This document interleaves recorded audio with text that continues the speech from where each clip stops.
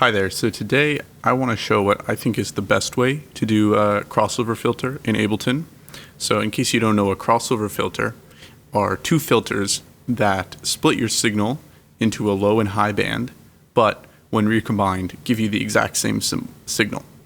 So let's make this. So the first thing you're going to want to do is go into your audio effects, utilities, grab this audio effect rack here, make two chains. And in our first chain, we're going to put an EQ. Doesn't matter if you set it to high pass or low pass, you're just going to have to do the same thing twice, basically. Now let's link this to here. And let's call this cutoff. Okay, so now this is linked to this filter right here. Great. Now let's go into this and let's call this high. Actually, just because I like the order more, let's call this low. Make this a low pass filter. Okay, now go into your other chain. We'll call this high. And in here, you want to just copy this. Okay, now here's the weird bit. You're going to drag another audio effect rack into here. Okay, so you want two of them. Now this one will be signal. This one will be negative low. It's a minus sign. So signal is going to be unchanged. Low, you're going to paste this in. Now this is the part that gets a little bit weird. You want to map this to this macro, and then map this macro to that macro. So, and I'll just rename this to cutoff so you know what's happening a little bit more clearly. I don't see where the rename is. Sorry. That's okay. Anywho, so what's happening here is we have this cutoff, which is controlling these two EQs at the same time, such that their settings are exactly the same. Okay, so the way that's happening is the cutoff is controlling this, and it's also controlling this parameter of this macro, which is controlling that. All right, so now there's one more thing you need to do, which is drag out this thing called phase invert from utility and put it after your EQ on negative low. So signal is unchanged, negative low looks like this. Okay, and you're actually done. You can close this. You have your two signals now. So firstly, let's demonstrate, and I'll demonstrate more scientifically, but let's demonstrate that this works by playing this.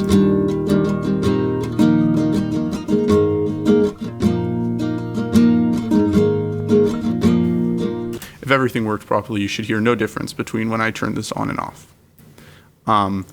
So why is this working? What's happening?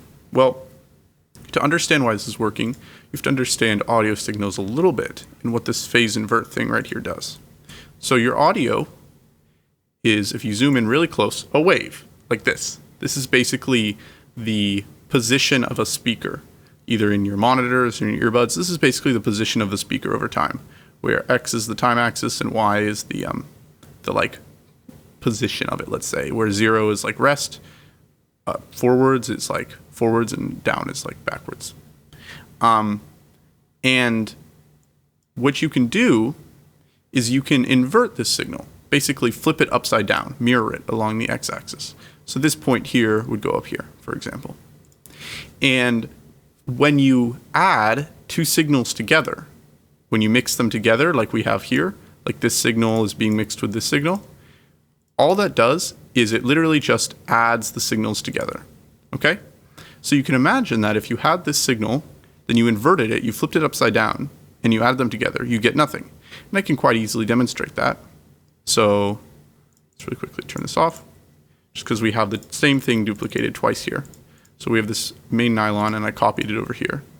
Now if we put phase invert on one of them and not on the other, this is going to basically invert the signal so that it's flipped upside down, okay? And now if I play them together, we should hear, there we go. We should hear absolutely nothing because the two signals are canceling each other out, okay? If I turn off this phase invert, we should hear it at double the volume.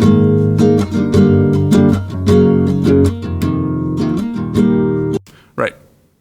So that's canceling the two signals out. But what's happening here is the first thing we're doing is we're filtering it, and then we're inverting it.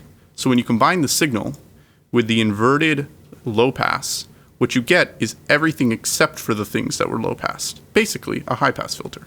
So we can show that by soloing this high band here. So we have the high pass band soloed here. Here, as I move this, it gets into higher and low frequencies. And similarly, if I solo the low pass band, it should be the opposite.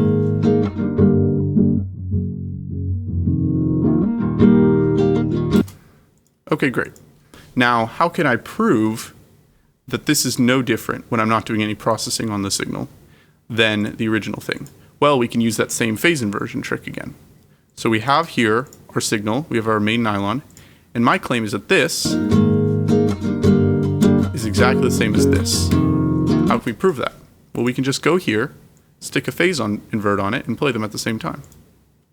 You can hear it's completely silent. And we can double check that as it's playing. If we move this around, we hear nothing at all. That's exactly what we want. Now, if we really want to be scientific about it, we could record to another track here and say master, post mixer, press record here, and we'll just go here, for example, make sure these are both on, record.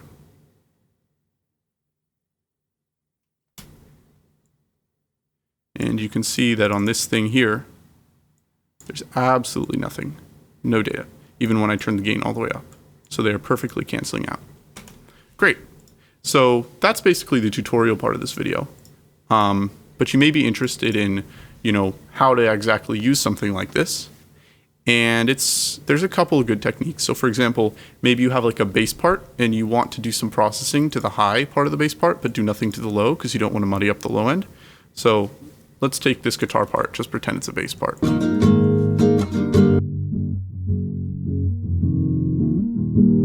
So let's say this is the low, this is the high.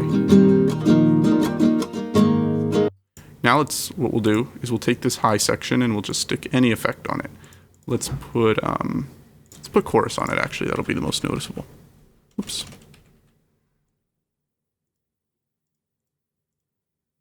We'll do warm ensemble. I'm choosing at random, to be honest with you. So, sounds pretty funky, but the low end is unaffected. When we combine them, you should hear that the low end is quite stable, but the high end has this funky chorus on it. Don't think that's particularly the most musical example. I don't think that sounds great, but it demonstrates the effect.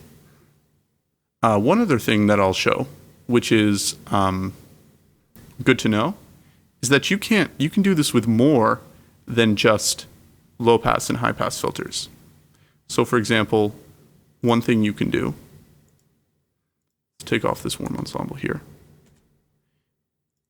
And let's unbind this because we're going to have to not be using these kind of filters. So you could, if you wanted, do something like this, which would be a bump here. And then you could copy this, delete this, and paste it in here. So now we have the exact same thing again. Oops, that was the wrong one. I wanted to make sure it was on here. Yeah, there we go. So we have the exact same EQ. And now, what you're basically doing is, let's listen. These aren't low and high anymore.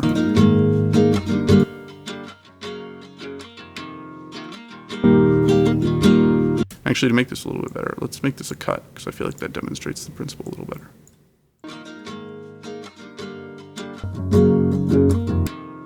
So what's happening here is we've got only the things in this cut range are in this band, so we can call this, cut. And I'll call this donut. Actually, let's call this hole and let's call this a donut. All right, so here the hole is going to be just the bit that's inside this little range right here, and the donut is going to be everything except for that little range. Let's actually make this a little deeper to demonstrate the point more clearly. Together, they should be exactly the same as the original audio. And the benefit of this is you can basically do specific band compression. So I could stick a compressor on this. Make sure I close that. Can stick a compressor on this. Will really compress the crap out of it.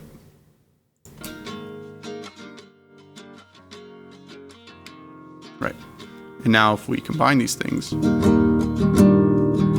what we've basically done is compressed only this range around 3K hertz. So if you had some harmful frequencies that you didn't want to delete entirely, but you wanted to reduce, you could do a method like this to affect them. Now you can also you can pretty easily find multiband compressor tools online for free and plugins like that, but I think that being able to make it on your own in Ableton is kind of fun.